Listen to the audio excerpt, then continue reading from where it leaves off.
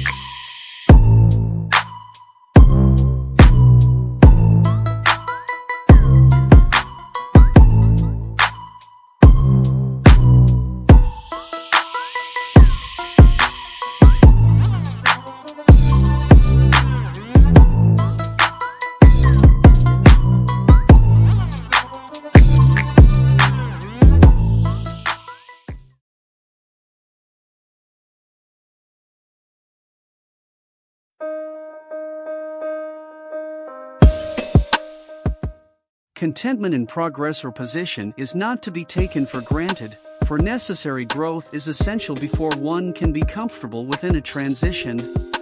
Contentment is an executive strategy when results are pending, for delegation and decisions are best delivered after full discernment. Contentment should be an occasional friend to enjoy and not the stranger who we avoid like a plague. Contentment can compel one to live in the present, forget the past, and hope for a future. Being content with where we are and what we have is a sign of appreciation and living with no regrets.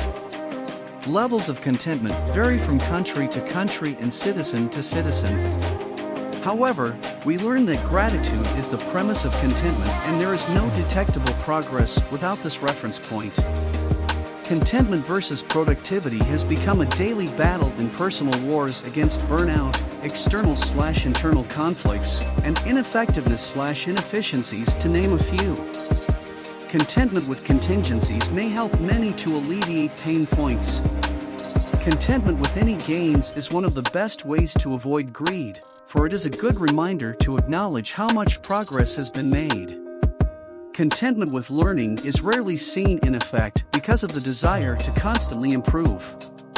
However, contentment may coincide with our aims when we take a period for reflection about or recognition of advancements. Yearning celebrates satisfaction, and satisfaction celebrates contentment. Reminders say you can't be a miracle worker if you're missing.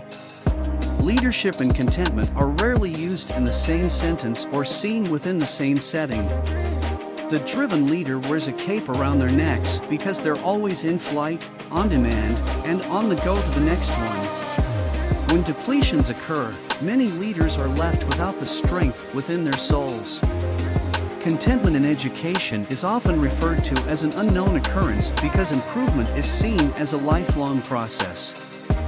However, like an endurance racer, we must contend with the fact that we must take a moment to replenish before there's a diminish within capacities. Contentment in the influential concept of less is more contrasts with the popular belief that the bigger, the better. It's nice to have goals and accolades associated with achieving milestones. However, the nicest achievement in life today is to still be alive today. Let's try to remember that tomorrow is never promised, and because of some experiences, we realize that time may be borrowed. Reminders say that contentment is a good strategy to deploy when overwhelmed with life matters. Decompression and downtime are determining factors in balancing emotional strains. Contentment is an emotional stabilizer within the storms of life. With all the striving and contending to understand and be understood, we sometimes suffer depletion until an act of restoration takes place. We must be good to ourselves so we can be better for others. A state of contentment is as healthy as a proper diet. One is suitable for sustaining strength within the soul, and the other is good nourishment for the physical body. Both are growth factors. A well-balanced diet of contentment and yearning helps us to become better versions of ourselves for the foreseeable future. Reminders say we've come far and yet have far to still go. Contentment is a good pace for life's race.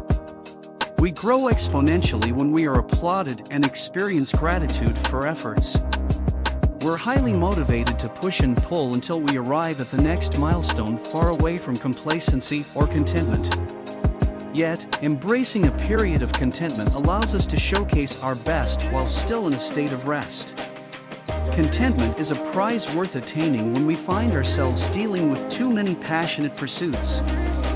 Life is comprised of value systems. Some value monetary gains over any spiritual significance and vice versa. We incubate and accentuate what we cherish and eliminate what we can do without. Reminders say there is no one that can be you better than you. So, rest on the notion that every day we're at our best, and that's good enough. Every day is a new opportunity. Contentment is an original concept we were born to embrace, just as healthy eating and living became our formula for growth.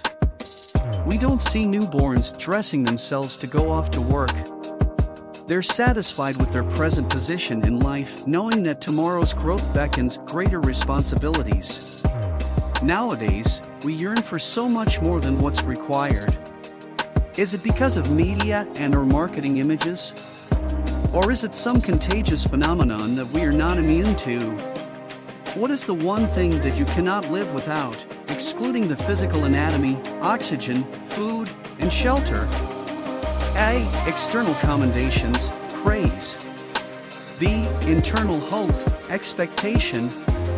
C. Money and treasures, or D. Other. Please comment and thank you for sharing. If today's world and events sometimes leave you feeling sad, afraid, uncertain, or angry, then reach out for comfort.